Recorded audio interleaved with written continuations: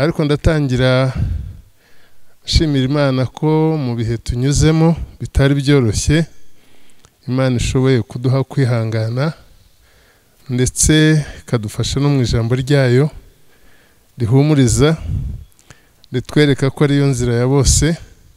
So ubwo abagize ibyago actually ni twese mugire kwihangana kuko bibaho, byabayeho, bizakomeza kubaho ko umuntu agira igihe cyo kuvuka akagira n'igihe cyo kuva mu isi agasanga Uwiteka Imana yacu.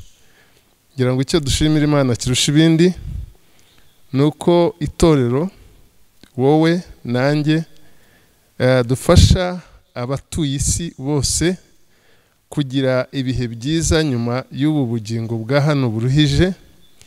Ubwo rero byose no kujya dushimira Imana. Twihuse kubera ko tumaze igihe tugiye kwinjira mu byanditswe. Tugiye gutangira n'icyanditswe nateguye, nyuma yaho ndababwira ijambo nyamukuru mujyana nka theme, ariko kiri muri Yohana, ubutumwa bwiza bwanditswe na Yohana igice cya 4. Turatangira ku murongo wa 13 kugera kuri 23. Amagambo murayumva, ni story ifite aho itangiriye ariko musanzwe muyizi gusa. Uyu munsi niyo tugiye gusharingaho hamwe n'ibindi byanditswe. 13 haravuga ngo Yesu aramubaza ati umuntu wese, aramusubiza ati umuntu wese unywa aya mazi azongera kugira inyota, ariko unywa amazi nzamuha ntazagira inyota rwose iteka ryose, ahubwo amazi nzamuha azamuhindukiramo isoko y'amazi adudubiza kugeza mu bugingo buhoraho. Umugore aramubwira ati databuja, mpa kuri ayo mazi ntazagira inyota kandi ntazagaruka kuvoma hano kuko ari kure. Yesu aramubwira ati genda uhamagare umugabo wawe maze ugaruke hano. Umugore aramusubiza ati nta mugabo mfite. Yesu aramubwira ati uvuze ukuri yuko udafite umugabo, kuko wari ufite abagabo 5, n'uwo ufite ubu si uwawe. Ibyo byo ubivuze ukuri. Umugore aramubwira ati databuja, menye yuko uri umuhanuzi. Basokuruza bacu basengeraga kuri uyu musozi, namwe mukagira ngo i Yerusalemu niho hakwiriye gusengerwa. Yesu aramusubiza ati mugore, nyizera, igihe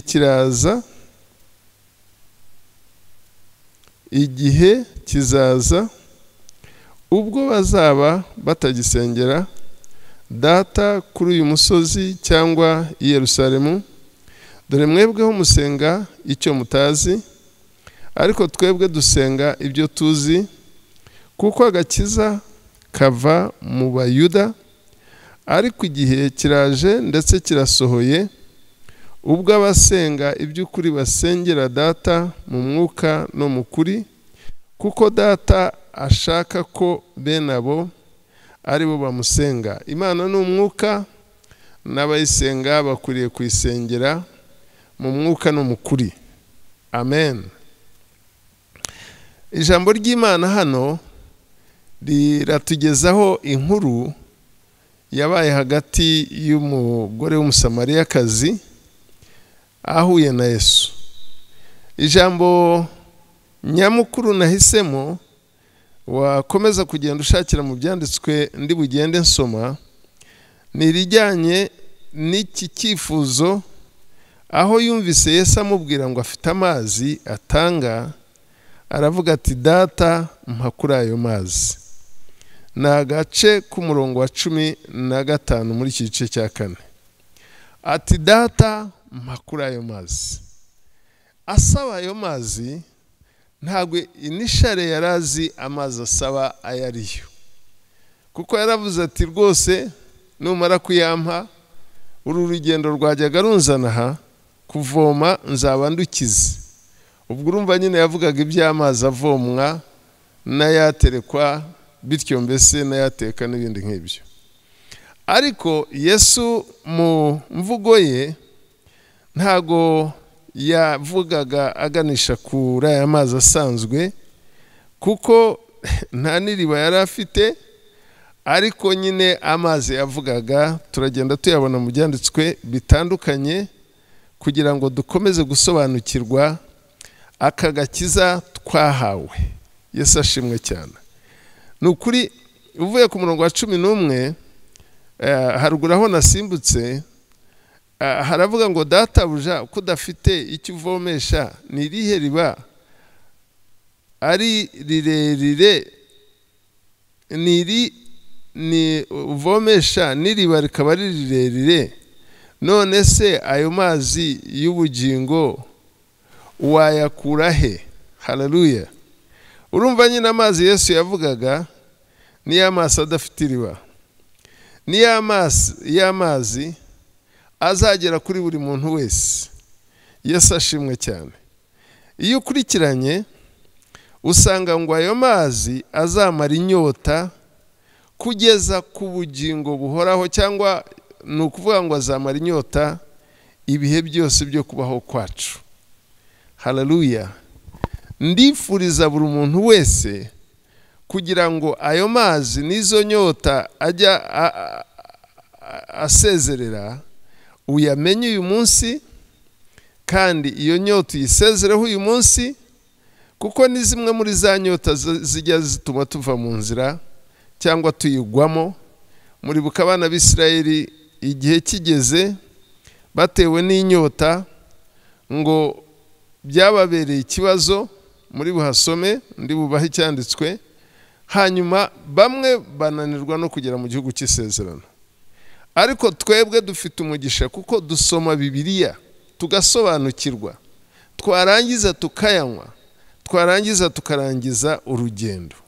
Icyambere rero amazi amara ni inyota, izo arizo zose, izatugoraga, izatubuzaga kumvira Imana mbese kubera ibyifuza, ariko izi nyota zirashira kubera yuko Bibiliya ibitubwira. Ikindi cya kabiri ni ukuvuga ngo uyanyoye ntashira inyota gusa, ahubwo ngo zihindukamo, ngo nzamuhindukiramo isoko y'amazi adudubiza. Ni ukuvuga ngo iyo uvomye amazi ugatandukana n'isoko, byanze bikunze ayo utwaye arashira, ukongera ukagaruka ku isoko. Ariko ubu noneho Yesu yimura isoko akayizana aho turi muri twe. Yesu ashimwe. Kugira ngo n'ubu ukeneye amazi ajye yibwiriza, inyota ive mu nzira, cyangwa se inyota yatinyira hariya ntirirwe ikwegera. Kuba rero duhinduka amasoko y'amazi adudubiza kandi y'igihe cyose, nacyo ni umugisha. Uwagihabwa ntiyagisiga cyangwa ntiyagitwara nk'ikintu kidafite agaciro ku buryo yagitakaza. Haleluya. Ikintu rero cyanejeje kuri izi mpamvu ni uko ari ikintu cy'igihe cyose. Abahawe aya mazi ntago bajya bayatakaza. Yesu ashimwe cyane. Hanyuma rero turi bugarukire ngaha, ariko nagira ngo nsimbuke ngere ku Bibiliya aho nanone igenda ifata amagambo ajyanye n'aya mazi kugira ngo tuyumve neza. Nawe nusanga wikomanga ugasanga inyota zikurembeje ushaka kuzisezerera, umenye ibyanditswe bijyanye n'aya mazi. Nshaka ko uyu munsi ashira kandi akarangira. Amazi ndavuga inyota. Yesu ashimwe cyane. Ahubwo amazi ukayasingira. Dusoma muri ubu butumwa bwiza muri iki gitabo cya Yohana, igice cya 7 n'umurongo wa 37 harimo amagambo asatya ngo umutwe waho uravuga ngo imigezi y'amazi y'ubugingo. Yesu ashimwe cyane. 37 haravuga ngo nuko ku munsi uheruka w'iyo minsi mikuru ari wo munsi uruta iyindi, Yesu arahagarara avuga cyane ati umuntu nagira inyota aza aho ndi anywe. Haleluya. 28 ngo unyizera imigezi y'amazi y'ubugingo izatemba iva mu nda ye nk'uko ibyanditswe bivuga. Ibyo yabivugiye yerekeje ku mwuka wera uwo abamwizeye bendaga guhabwa, ariko ubwo umwuka yari ataraza kuko Yesu yari atarahabwa ubwiza bwe. Amen. Haleluya. Nanone ibi byanditswe bidufasha kwizera. Iyo umuntu adasoma Bibiliya asoma icyanditswe ntamenye icyo kivuga, ariko iyo ukomeje gusoma ukomeza kubona ubusobanuro, ukabona abahanuzi batandukanye bagiye babikomaho, hanyuma arangiza ukumva uradadiye. Yesu ashimwe. Ntago twahawe Yesu nk'izina ngo uritwa umukristo gusa, ntago twahawe Yesu nk'ikintu gusa wumva bakwitirira, ahubwo twahawe ibintu bigaragaza ko tumufite muri twe. Kimwe muri byo rero ni aya mazi, ni imigezi y'amazi atemba. Haleluya.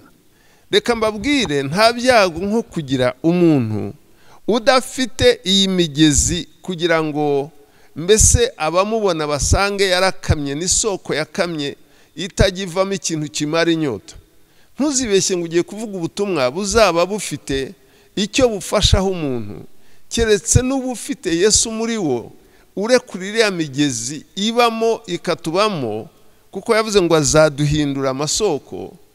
Urumva ntago aduhindura ngo narangiza atambuke aveho, kuko Bibiliya avuga ngo azabana natwe kugera ku mpera y'isi. Ibibaho byose tuba dukora, ariko ari we udukoresha. Yesu ashimwe cyane. Ubu rero ibi tuvuga biragenda bisobanuka. Uriya mugore amaze kumenya ko ari umuhanuzi, amaze kumuhanurira ko ibyiwe bitari byiza, yari afite ibi abagabo bangahe, n'uwafite ubu ngubu ntabwo ari uwe. Umugore yaravuze ati si uyu muntu duhuriye ahari bwo bwa mbere amenya ati ibyiwanjye. Aravuga ati mpuye n'umuhanuzi. Noneho yari ifite ikibazo kivuga kiti se ko twebwe abasamariya cyangwa abasamariyakazi dusengera ku misozi ariho twizerera, imisozi Mose yasengeragamo aho yaboneraga Imana. Aba bantu b'Abayuda bakaba bavuga ngo basengera Yerusalemu mu rusengero rwa Salomo, hanyuma tuzahuza dute? Ubwo yari yagize amahirwe yo guhura n'umuntu ushobora kumusobanurira, ariko Yesu amagambo yaramubwiye ati igihe kiraza kandi kirasohoye. Yesu ashimwe cyane. Aya magambo ngira ngo twayasomye, ati igihe kiraza kandi kirasohoye, aho kiraje ndetse kirasohoye, ubwo abasenga by'ukuri basengera Data mu mwuka no mu kuri, kuko Data ashaka ko bene abo ari bo bamusenga. Imana ni umwuka, n'abayisenga bakwiriye kuyisenga sengera mu mwuka no mu kuri. Uyu mugore amaze kubona ko ahagaranye n'umuhanuzi, yari yifitiye akabazo, avuga ati twebwe tujyaho Mose yakoreraga nyine amasengesho aho yasengeraga, hanyuma Abisirayeli bakavuga ko nako Abayuda bo bakavuga ko nyine basengera mu rusengero rwa Yerusalemu nyine rwubatswe na Salomo.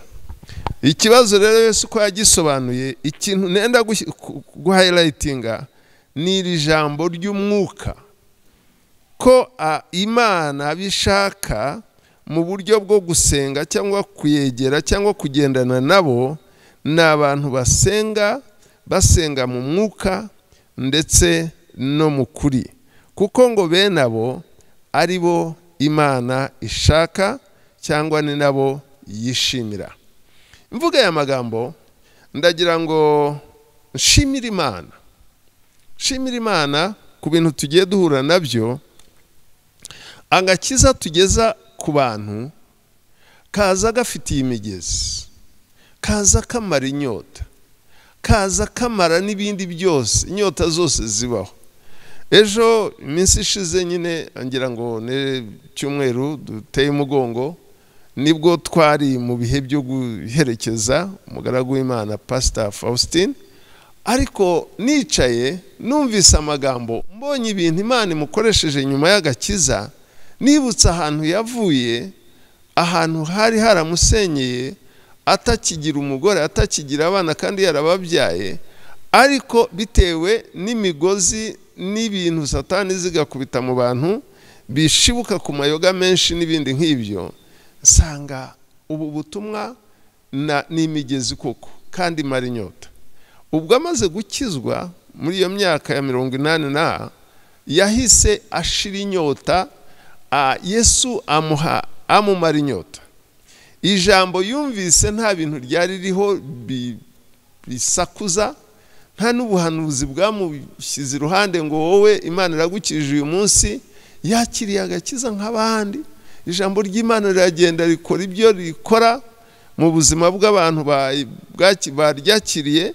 Hanyuma arangije ahaguruka ari umucyo, ahaguruka ari umunyu, ahaguruka atanga ubuzima, ahaguruka nawe yihesha ubuzima.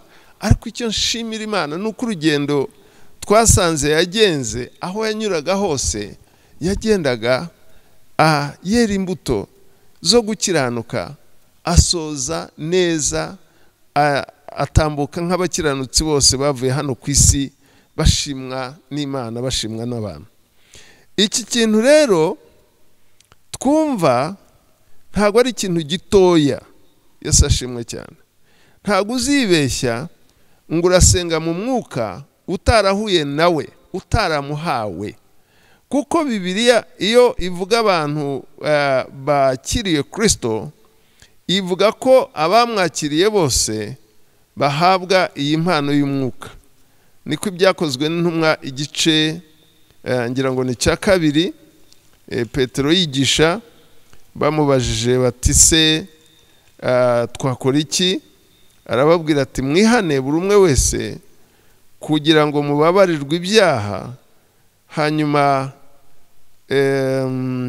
Yesu ashimwe cyane, asezeranye nako avuga ko ngo n'umurongo wa 39 w'igice cya 2 mu butumwa bwiza nako mu byakozwe n'intumwa, haravuze ngo aravuga ngo kuko isezerano ari iryanyu. Reka mpasome neza. Petero arabasubiza ati nimwihane umuntu wese muri mwe abatizwe mu izina rya Yesu Kristo ngo mubone kubabarirwa ibyaha byanyu, kandi namwe muhabwe iyi mpano y'umwuka wera. Haleluya. It's automatic. Iyo umuntu akugeneye impano yaravuze ngo nukora iki nanjye nzakora iki, ntago wongera gushyiraho imbaraga runaka.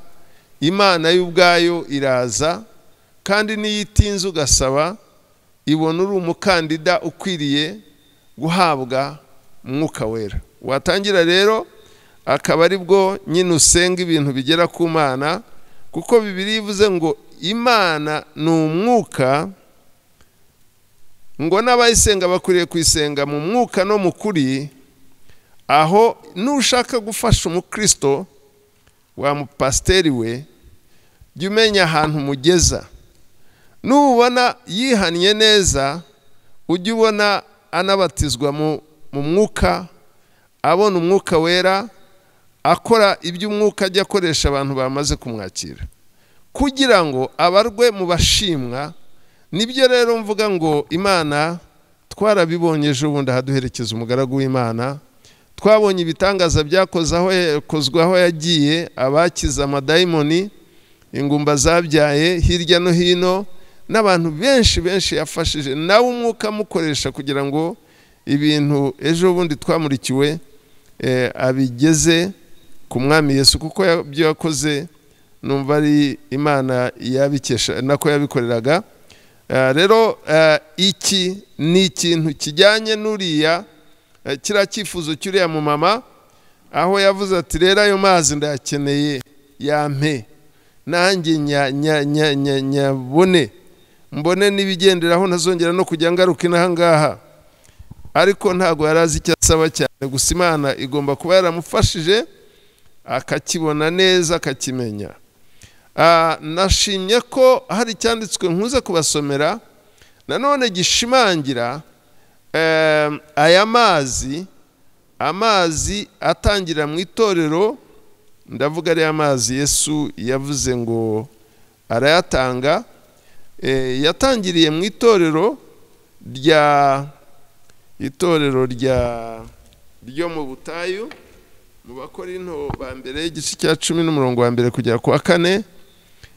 Niho tubona nyine nanone Bibiliya ivuga ku rutare rududubiza amazi. Reka amasome nihuta, ibi ndabizana kugira ngo nkwereke ko hari umugisha muri iri torero tugezemo ryo mu minsi y'imperuka, rifite ibintu twakorewe birimo Imana yadusezeranije ibikomeye.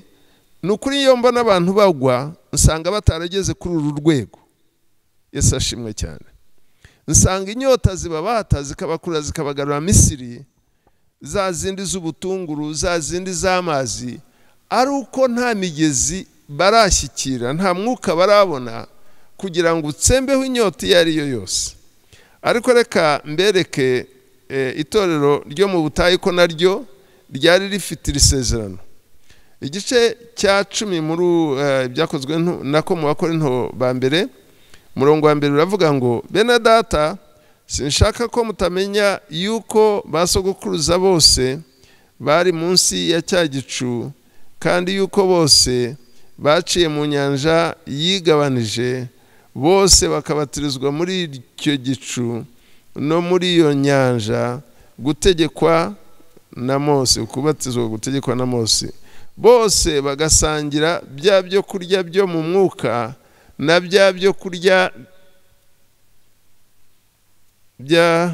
byo kurya by'umwuka na bya byo kunywa by'umwuka, kuko banywaga ku gitare cy'umwuka cyabakurikiraga, kandi icyo gitare cyari Yesu. Amen.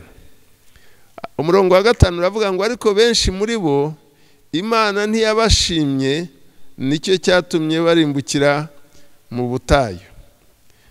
Icyo si cyo nshaka kwigisha, ariko ndakubwiza ukuri yuko iyi nzira turimo irimo iherezo ribiri, cyangwa aho risoreza nako ubuzima turimo. Simvuga inzira twafashe ni Yesu kandi tuzagerayo.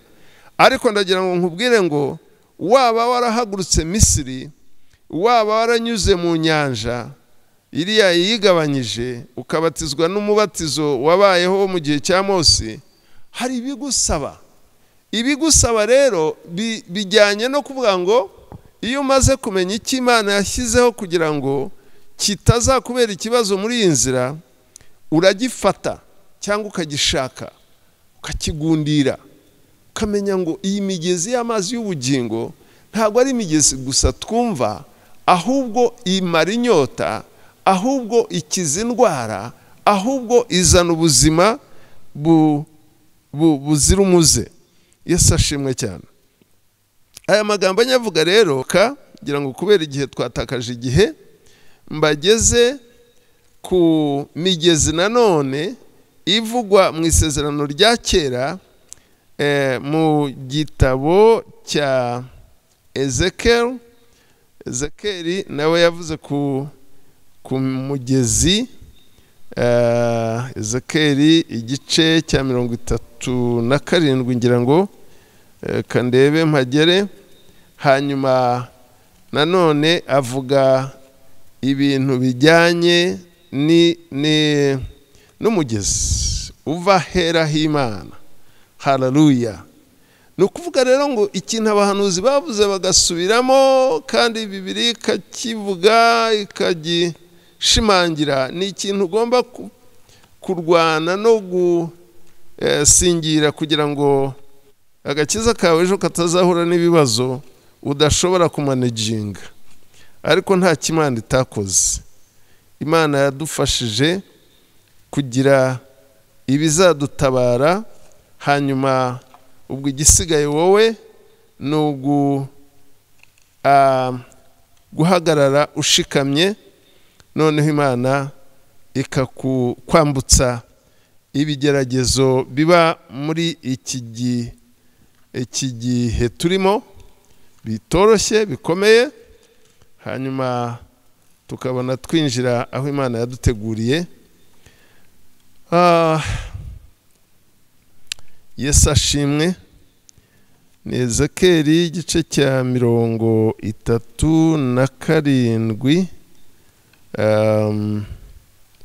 igice cya 37, yiba atari 47, ni 47. Haleluya, haleluya. Muri iki gice Bibiliya itubwira umugezi umanuka, ngo n'amazi ava ku rusengero atemba nk'uruzi. Mwumve cyane ko iki kintu cyahanuwe kuva kera, mu gicukumbure mu kibone, hanyuma Imana ikomeze gufasha ubwoko bwayo. Haleluya, Yesu ashimwe. Tugiye gutangira ku murongo wa 6.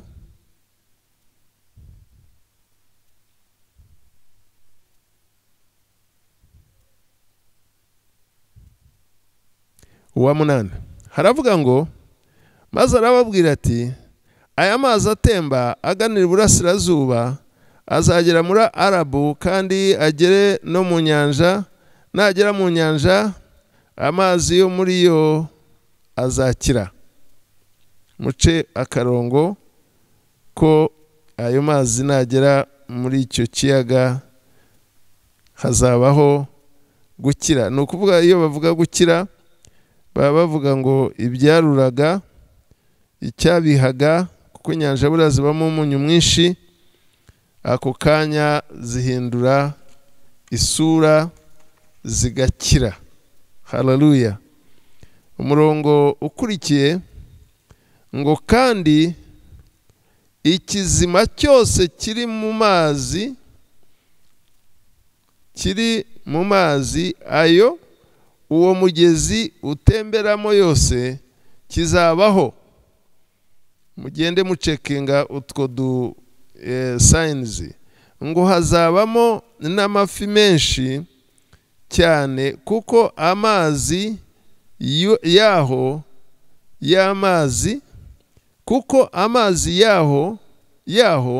y'amazi azagera, yaho amazi azagera azaba meza. Ikizima cyose kiraho uwo mugezi ugeze kizabaho. Abarobyi bazahagarara ku nkombe zabo, uhereye mu Inigedi ukageza muri Ineguriyimu, hazaba aho kwanika inshundura. uzabamo amafi y'amoko ataramwe nk'amafi yo mu nyanja, kandi azaba ari menshi cyane. Ariko ibyondo by'isayo byaho n'ibishanga byaho ntabwo bizabonezwa, bizatabwa bibe aho umunyu. Ku nkombe z'uwo mugezi, ako gace niko nenda gusorezaho, ngo ku nkombe z'uwo mugezi mu mpande zombi hazamera igiti cyose cyera ibiribwa byabyo ntabwo bizuma, n'amatunda yabyo ntabwo azabura, bazarya byera uko ukwezi gutashye, kuko amazi yaho ava mu buturo bwera, amatunda yabwo azaba ibyo kurya, n'ibibabi byabyo bibe umuti uvura. Amen. Haleluya. Ikintu nashatse kugira ngo nshimangize aka gace kari muri Ezekiel, nuko umugezi nanone uzaba uvuye ngo haleluya, uzaba uturutse uva mu buturo bwera. Ntabwo ari imigezi iva ku musozi, mu misozi, ahubwo ni umugezi wo uri spiritual. Yesu ashimwe cyane. Ni umugezi uri spiritual uva mu buturo bwera, ariko ngo aho uzanyura ibiti bizashisha, bizera ngo mu bihe bikwiye nako mu bihe bidasanzwe, hanyuma ngo imbuto zabyo zizaba ibyo kurya bifasha abantu, ariko ngo nibanarwara bazakoresha amababi yabyo kugira ngo bakire. Haleluya. Ni nacyo gituma umwuka wera ufatwa mbese nk'amazi twahawe, azaza akadudubiza muri twe. Ibi byose birimo. Abawubonye barashisha, inyota zirashira, kandi iyo barwaye impano z'umwuka zirimo n'impano ikiza. Ni ukuvuga ngo Imana iyo yaretse ngo utambuke cyangwa ngo urware, ziba ari za ndwara Imana yavuze ngo zakire uzinyuremo, nk'uko abakiranutsi bose barwaye. Yesu ashimwe. Uwitwa Yubu yararwaye, yari umukiranutsi.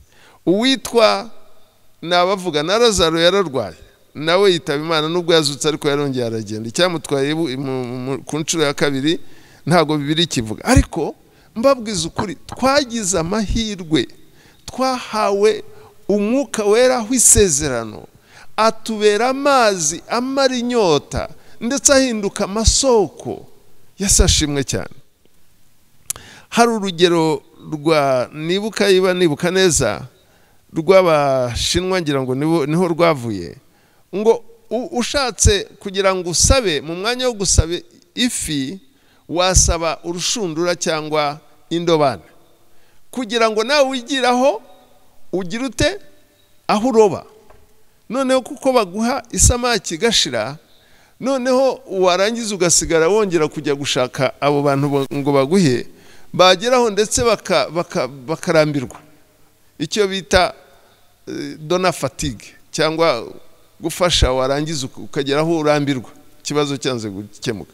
Ariko iyo wagiye ukamenya ubwenge, ukavuga uti mwanya wo kumpa isamake, we nyihera urushundura unyihorere, nawe uragenda ukajya ku nyanja, icyifuzo kigakemuka igihe cyose. Yesu ashimwe cyane. Natwe rero Yesu yadukoreye ibyo. Ntabwo yaduhaye gusa amazi ngo tujyayo kuvoma, ahubwo yaravuze ngo imigezi nitembe. Ubu rero mu gihe cya Ezekiel kirerekana ngo mu buturo bwera havagayo imigezi idakama, kandi kaza atari imigezi isanzwe, ngo yinjiraga mu nyanja zirura. Buriya ziriya nyanja ziba zaratewe, ziba zarashyizwemo uburozi, ziba zarashyizwemo ibintu bitari byiza, ariko aho Yesu ageze ibibazo bivaho. Haleluya. Rero aya magambo mvuga ndasobanura ku gakiza twabonye, nshaka kugira ngo tukongeremo iki kintu umugore yabonye, aravuga ati rero aya mazi ndayakeneye. Amaze kumva nyine yabonye umuntu uyafite, yabonye ko ari nka wa wundi Ezekiel yavuze ufite amazi ava mu buturo bwera, aravuga ati reka nirukanka njye ku musozi mu midugudu y'iwacu mbabwira ngo baza ari benshi cyane. Bahageze amagambo make bumvise bahindukira rimwe barakizwa. Yesu ashimwe. Ndashimira Imana. Twatangiye dukererewe, sinshaka kugira ngo wenda tuze gutinda, ariko ndagira ngo mbabwire iyi nkuru, ubu butumwa burava ku kintu ejo bundi nabonye nicaye, kuko twagiye gutabara tuba mu kiriyo, abantu batanga ubuhamya, tubona umumama, tubona abana, twumva amakuru bavugaga, kandi nari nyazi kuko nabaye na mudeyi, twarabanye cyane, twaragendanye, twavuganye ubutumwa, twajyanye za Uganda hariya, za Ntungamo, za Kihihi, twaraye hamwe, twasangiye, mbese ibintu byinshi. Ibyo bavugaga byose numvise nejejwe nuko nta kinyoma cyarimo. Numvise nejejwe nuko yahuye, yanyoye ku mazi atanga ubuzima. Numvise nubwo atavugaga indimi ngo agire ibiki, Imana yaramukoresheje. Ese ashimwe cyane. Ibitangaza buriya ni signs zerekana ko umuntu yagize ate, yahuye n'aya mazi, yahuye na Yesu, yahuye na Mwuka Wera. Ese ashimwe cyane. Rero navuga amagambo menshi, ariko ndagira ngo nkusigirire ijambo. Ni ijambo Abisirayeli bahuye naryo, inyota ibarembeje. Ntabwo byanditswe n'ibugende mbizana kuko isaha ndasa naho twatangiye twakererewe, ariko nabo bageze ahantu inyota ibarembeje, ubutayu buhindutse umuriro, baravuga bati Mose turashize, duhe amazi. Noneho ukagira ngo Mose afite ahantu ashobora kujya kuyavoma, cyangwa afite imodoka, cyangwa afite ikindi abahishe, ariko bamutakiraga kubera yuko iyo umuntu yarembejwe cyangwa yabuze ikintu, agira umuntu akonekitinga nawe ushobora. Imana ishimwe. Nta byiza nko kuba ufite umuntu utakira kandi ufite byose. Mwagize amahirwe kumenya Imana. Imana twamenye, ndavuga abayobozi banyu, twamenye Imana ishobora byose. Twamenye Imana utakira uri mu butayu, igafata urutare ikarubyazamo amazi. Jewe kiriya kintu ubundi najyaga nibaza, ntubundi rutare umuntu ashobora kurukanda akarukuramo amazi, ariko Imana yarabikoze. Icyambere kubera yuko byari mu nteguro, byari mu nteguro ko azaba ari we uvamo imigezi y'amazi y'ubugingo, ari we uzaba isoko y'ibintu byose. Ese ashimwe. Kandi niwe wari urutare, urutare twubakaho inzu ntizigwe, ntizinyeganyega. Ruba urutare twubakaho inzu zihangana n'ibibazo, arangije abantu n'urutare ruvamo amazi adudubiza, arangije abari nawe uvuga ngo duhabwe Umwuka Wera, arahumeka, umuvamo tugeraho. Nanjye wangezeho. Nayo mpamvu maze imyaka yose nkunze Yesu, nawe nkunze. Aho nyuze hose nkahanyura babona Yesu. Yesu ashimwe cyane. Kandi n'ubundi Bibiliya iravuga ngo twambare Yesu. Haleluya. Twambare Yesu, tumwikwize hose. Mu mvugo twambare Yesu, babone Yesu tuvuga. Mu kwihangana twambare Yesu. Mu buryo bwose twambare Yesu. Amagambo ndumva natinda, ariko reka mbabwire ikintu twahaweho nk'isezerano ridakuka, ririmo ibintu byose. Ni ikintu duhabwa tumaze kwinjira, kwihana ibyaha byose, ukababarirwa, noneho ugahabwa kado ikurinze. Yesu ashimwe. Ariyo Mwuka Wera. Intumwa zimaze kubona Mwuka Wera zarahindutse. Bibiliya iravuga ngo barabonaga bakavuga ngo abantu bavuga ibintu by'ubwenge bize muri heshuri ko tubize twakoranye, ariko umunyabwenge aravuga ati rero mubareke, ati bagendanye n'utanga ubwenge, bagendanye n'isoko y'ubwenge, bagendanye na Yesu amezi 3 yonyine. Twebwe tumaze igihe dusoma ijambo, tugendana nawe na Mwuka Wera, kuko yaravuze ngo azabana natwe ibihe byose, ariko warangiza ukajarajara. Impamvu ni imwe, ntago uraba isoko y'amazi, ntago uranywa kuri aya mazi. Rero ndakwifuriza, Bibiliya iravuga ngo musabe muzahabwa, mukomange muzakingurirwa, mushake muzabona. Hepfo ikavuga ngo yiba basoba babyara, umusaba isamaki akayiguha, ntaguha ikindi, ntaguha inzoka. Imana Data wa twese izabuzwa n'iki? Kuduha Mwuka Wera nidusaba. Haleluya.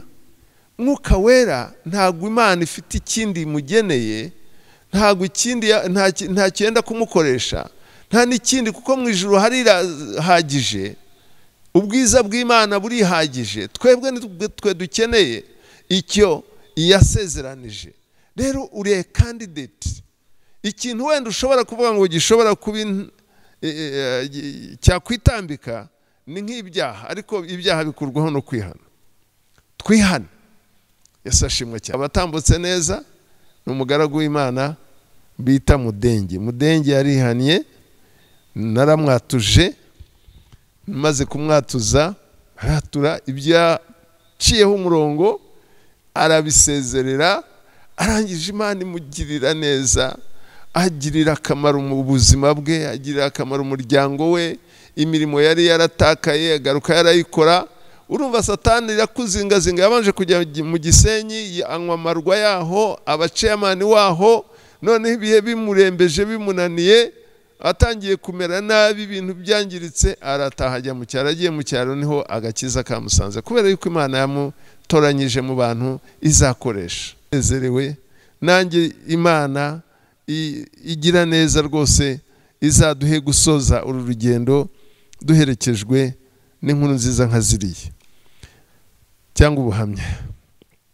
Ndumva nasoza rero, ariko mvuga ngo niki kibura abantu guhinduka mu mwanya wo kuba imishari aho tujya hose.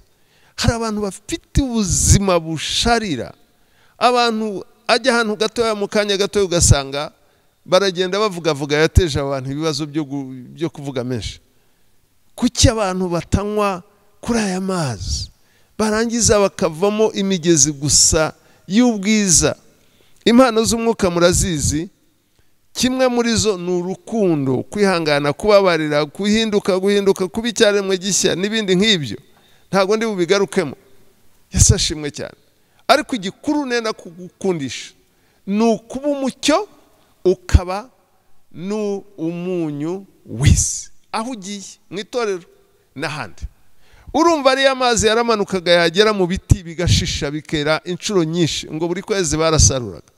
Yagera mu mazi, amasamake y'ubwoko bwose n'atabaga muri ayo mazi akayoboka aho hantu, kubera yuko abantu bakunda ibintu birimo ubumana cyangwa Imana. Hanyuma ngo ibintu bigatungana. Yesu ashimwe cyane. Ibiti bikera, ngo n'ibiti byeze bikagira akamaro. Rero ndagira ngo nkukundisha aya mazi, nkukundisha. Yesu yatanga, yabuze abayiha. Isi iragenda ijya mu byaha n'ibindi, ariko buriya biraterwa nuko bafite irari ry'isi n'iby'isi, babuze ikibamara inyota. Yesu ngo ahagaze aravuga ati muze abarushye n'abaremerewe mbaruhure. Yesu ashimwe cyane. Natwe iyo turushye, Imana ishimwe ko hari amatorero nubwo akinze muri iyi minsi, ariko azakingurwa. Nakabazo kabaye kandi bibaho, si twe ba mbere, ariko mu gusenga bizatungana. Dufite rero ubuhungiraho abantu baremba barangiza bakajya gushaka Imana, bakwanga gutera intambwe ngo baze tukabasangayo. Reka mbabwire, tutaravuga ngo wenda bakinguye amatorero, tangira ubwiriza abantu buzagiye gucya aho bayakingura tudafite aho tucaza abantu, kuko bararushye, bararemerewe, bafite ubugome bubarimo, bavukiye mu byaha, baracyabirimo. Imana ishimwe cyane. Rero aya mazi aranejeje cyane. Uyu mwuka twaherewe ubuntu ngo ni kado, buranejeje. Muri Ezekiyeli niho babivuze neza, ngo aho ageze ibintu birahinduka. Haleluya. Isashimwe. Icyari amazi kirura gifite umunyu, amasamake atanezererwamo, ngo ay'ubwoko yose noneho ari mukakaza. Murumva ibyo bitaryoshye, nawe uzahinduka nk'umunyu, bambu uzahinduka uzaryohera aho uri, habe umusaruro ukomeye cyane. Yesu ashimwe cyane. Ariko icyanejeje nuko Bibiliya ivuga ngo n'amababi ya biriya biti, kubera nyine ari amazi ava ku buturo bwera, azahindura ibyo bibabi imiti ikiza ibibazo byatewe no kurya, bamwe bakarya bakagwa ivutu bakakuramo indwara. Rero Imana ishimwe nshuti zanjye, ndumva ntarenza ko nabivuga wenda nkasa n'ubigarukamo, ariko nshimira Imana itugirira neza, hanyuma ikaduha umugisha wo kumva ijambo ry'Imana rikaduhindura. Haleluya. Ndagira ngo soze kubera iminota, kambasomera iki cyanditswe mu kijyane, noneho saba Imana iduhana umugisha muri kiriya gice twasomye cya Yohana 4:34 ngira ngo kandebe neza. N'amagambo Yesu yavuze adasubirwaho kandi yihagije, nagira ngo yatware nurangiza Imana izagufasha nawe winjire. Haleluya. Imana yacu ishimwe cyane. Ni 4:34, reka mpagere musome neza. Haravuga ngo haleluya 4:34, mwihangane. Ngo Yesu arababwira ati, ibyo kurya byanjye ni ugukora ibyo uwantumye ashaka no kurangiza umurimo we. Amen. Turi mu gihe cy'imperuka, buri umwe arabizi, ariko nagira ngo mbabwire ngo utaranywa kuri ariya mazi, utarabona iriya mpano y'umwuka wera, nta bintu by'umwuka, ntacyo uzongera mu bwami bwo mu ijuru, kuko ibintu byose by'ijuru ni umwuka, ni ukuba mu mwuka, ni ukugendera mu mwuka, ni ugukorera Imana y'umwuka, ni no kuyisenga mu mwuka ikakumva. Rero gukora cyangwa icyo kurya kiduhaza kikatubuza inzara n'ibyifuzwa hirya no hino, ni ukumenya iby'Imana ishaka tukabikora, iyadutumye yaduhamagaye, no kubirangiza. Muhaca umurongo, mwumva ikintu Augustine ahirimbanira kurangiza. We are not satisfied, ntago biduhagije gukizwa no kuba tuvugwaho umurimo mugari cyane, ariko turahirimbanira kwinjira mu mwuka, tukavuga ngo ariko se Mana, twavuga nka Paulo tuvuga ngo twarwanye intambara nziza, twaranesheje, igisigaye dutegereje ikamba waduteguriye ry'ubugingo. Reka nsoze mvuga ngo tubereyeho ibihe bikomeye bizaza, tubereyeho gukorera Imana, tubereyeho kuba ibikoresho by'Imana, kuko n'abakozi ni bake, n'abasaruzi ni bake. Imana itugiriye neza twakwinjira, ariko uzinjire wamaze kunywa, wamaze kubona no mazi, niyo agenda agahindura ibintu. Nta kindi, nta gushobora guhindura. Wajya uvuga ugasa n'isande, za nyoni zisakuza, ariko iyo wamaze kunywa, iyo wamaze kuba isoko, iyo wamaze connectinga nijoro, uragenda ugahindura. Ubwo ndababwira, nongera gushimangira ibyo nabonye mu mirimo dukoze. Ndavuga umugaragu umwe uwo nyine twavuzeho, Mudenge, hari n'abandi benshi, nawe urimo, ariko Imana buri izakora ikorana n'abantu bamaze guhabwa iryo sezerano. Reka nsenga Imana nsoza. Mana, nkushimiye kano kanya, nkushimiye nubwo twabanje kugira igihe cyo gutakaza mu byuma, ariko byanze bikunze biratunganye. Nkushimiye abatekinisiye Nyagasani badufasha, ariko cyane cyane iri jambo twumvise, abantu benshi Mana nziza, ndasaba kugira ngo bishyire ku minzani, barebe ko hari ikintu bafite kijyanye no kuba baranyweye ku mazi, cyangwa barahindutse n'amasoko, cyangwa si bibavamo bigenda bigasana n'uriya mugezi uva ku buturo bwera uri muri Ezekiel 47.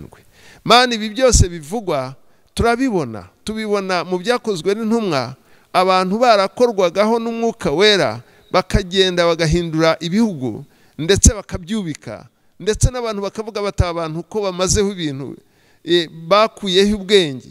Mana, tugushimiye ko byose bituri imbere, kandi mu gihe utaraza uduhwiturire, udukangurire kugira ngo twinjire dufate ibyo twahawe, n'isezerano twahawe, igisigaye no kuryakira Nyagasani, ahubwo duhe kwihana dutsembaho imirimo yose y'umwijima kugira ngo twakirwe kandi duhindurwe, tube ari amasoko, tunywe ku mazi, twijute, duhe no ku bandi, amazi amanuka atembe, ahindura aho anyura hose. Mana, dukomeze kuba ku bwami bwawe.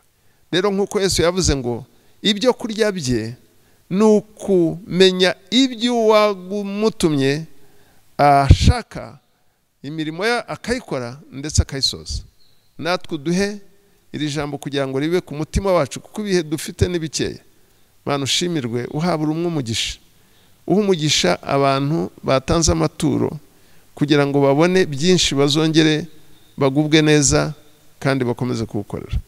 Umugisha ingo zageze ibyago zose, harimo wa Pastor Mudenge ndetse n'uriya mubyeyi wo mu Mutara, rwose bose ubahumurize, bose bari abashumba Nyagasani ubagire neza, ari Rwasubutare n'abasize, ariko waravuze ngo uzajya nako ngo uzaba papa w'imfubyi ndetse n'umutware w'abapfakazi.